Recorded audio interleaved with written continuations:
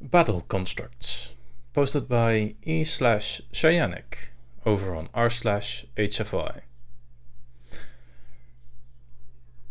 Vilsa arrived at the testing pits, her lesser golem following behind her until she commanded it to step into the pits. The humanoid construct was made of metal, just bronze, but it is still more durable than the brittle stone most other animages managed to animate. Hers was therefore one of a kind. There was a crowd gathering, as expected. She was a 5-time competitor in the Pan-Versal Construct Tournament after all, though none really dared to come up to her, likely intimidated by her being the daughter of a high mage. Which was fine, she supposed. The construct was barely taller than her torso, and it lumbered into the grounds easily. Her construct was easy to command, high durability, and as the spectators were about to see, quite potent. She mentally commanded it to run up to a stationary pile of stone and strike it. The creature did so after a very short delay, and it rammed its false fist into the stone, and even cracking the ones that took the brunt of the hit. The crowd gasped and cheered, which admittedly always buoyed her, three-tail swishing subtly in pride. A few more tests, and all she had to do was wait to be called. Vilsa sat, her hair being done by one of her aides. She was told her first match would be against the humans, a people from a completely new plane, one that had just contacted the core a few years ago. Credit to the newcomers, they were apparently advanced enough that it only took some years of acclimation, whilst most planes would take decades or more before they could participate in any of the core's festivities, especially not one as prestigious as the PanCon. Still, a bit insulting to relegate a veteran contender like her to a match against a new team that was just as likely to be an easy win. A demonstration of the Spira Luminari Assembly's power. The PanCon organizers lacked the brown nose, which she understood. Carrying favor with her assembly would be useful, but she always sought out a proper challenge, so she hated being handed matches that were near sure wins. A fact that she would never tell anyone, especially not her father. She sighed.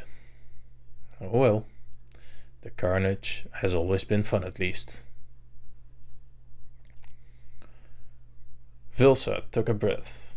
Despite having done this many times before, there was always some nerve. She stood behind a double-door gate, and a massive ogre in commoner clothes waited for the signal. He nervously glanced at her, and she saw him open his mouth and hesitate a few times, though never gained the courage to talk. That was alright. She could hear the commentator speak in an enhanced voice outside. In our north corner, representing Spira and the Spira Luminary Assembly, the champion of last cycle's PanCon, Magister Vilsma Nemra. The ogre pulled open the doors as he strode out, her golem behind her. Champion was a title she had worked hard to achieve, and she intended to take it again this cycle. She didn't need to fake a smile as she waved to the cheering crowd. The stadium was filled to the brim with people from different species. As she did, she mentally commanded her golem to do the same, as it stiffly moved about, imitating her waves to the crowd. In the meantime, the commentator continued. And in our south corner, representing Earth, and the commentator paused. And the Combat Robotics League, Team Newton. The opposing door opened, and Vilsma immediately noticed many peculiar things about her competitors. She'd seen humans before, like her own div, but without any beast friend features, so she knew what to expect. What she didn't expect was that they would be a team. They waved at the crowd as well. 3 men, 2 women. Teams weren't unheard of course, but they were uncommon. Most Animages preferred to command their golem themselves. It was easier.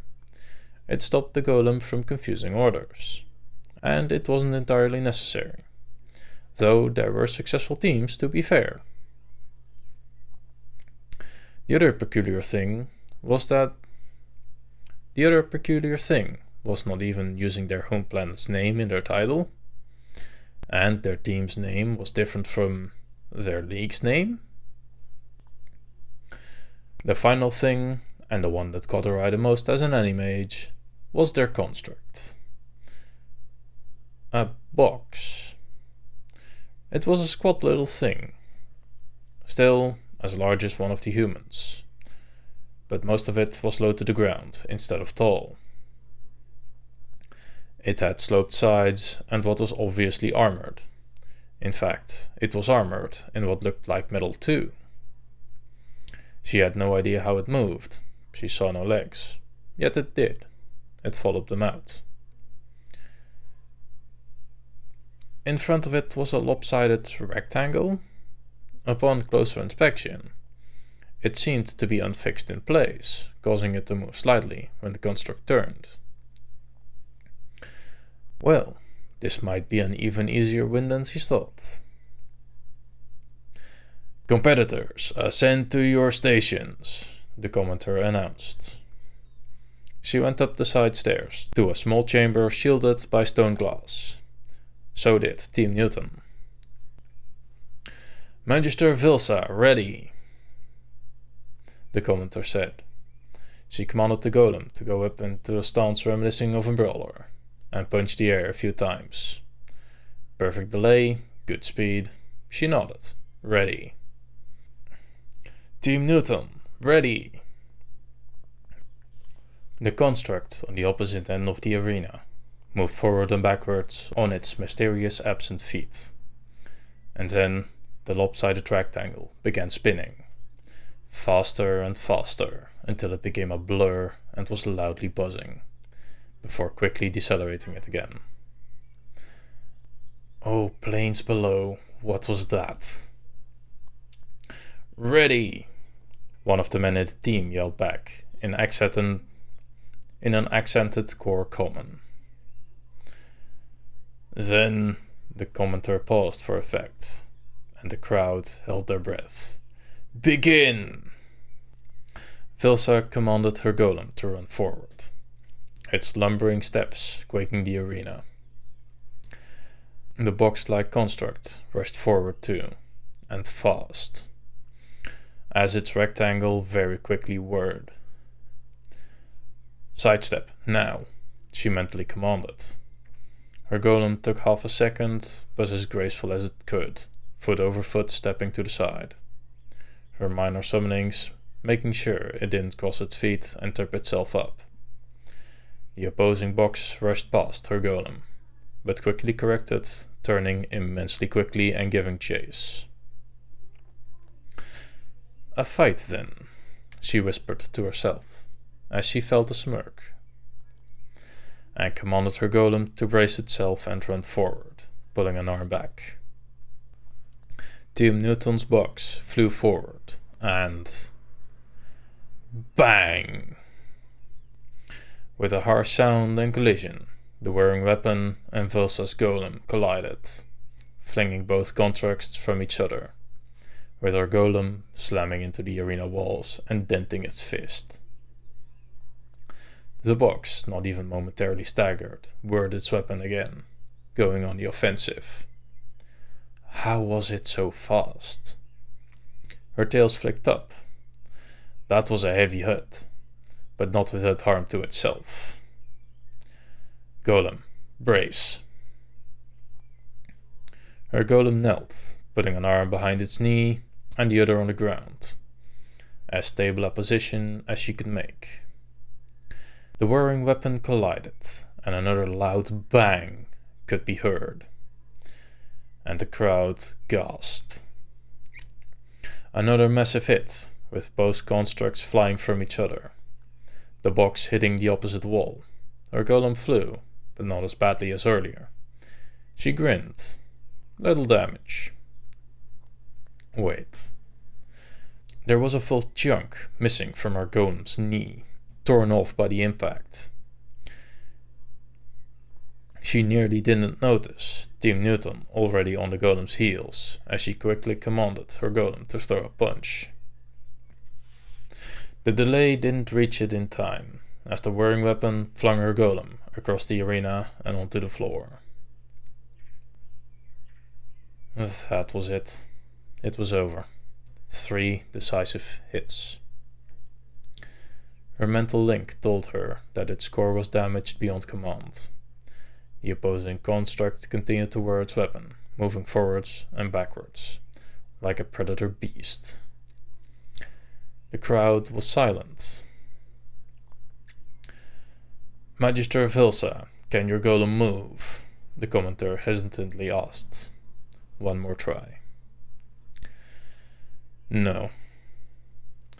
Then, by knockout, they paused. The winner is Team Newton. The crowd, unsure at first, hesitantly clapped before cheers arose. Vilsa looked at the remains of her golem at the summoning stations, many other competitors working on their own constructs. This wasn't unfixable. She could still get her golem up before the next match, but the damage that whirring weapon did was significant. She had never seen anything tear metal before, as she put her hand on her chin. Hey! She nearly jumped, but managed to stop herself. She turned to see one of the men from Team Newton, similar in age to her, or at least he looked like it. She didn't know human chronology. Great fight out there. Sorry about your golem. Thank you, she said. It's alright. Your team created a powerful construct. That breaks itself in the process of destroying its opponent, but she wasn't about to say the latter part. Thanks. The design is based on my dad's old bot. Just as destructive, let me tell you, he said, pointing at another member of Team Newton, an older man, who waved at them. I see, Vilsa said, knowingly mediocre at conversations. It didn't seem to bother the man.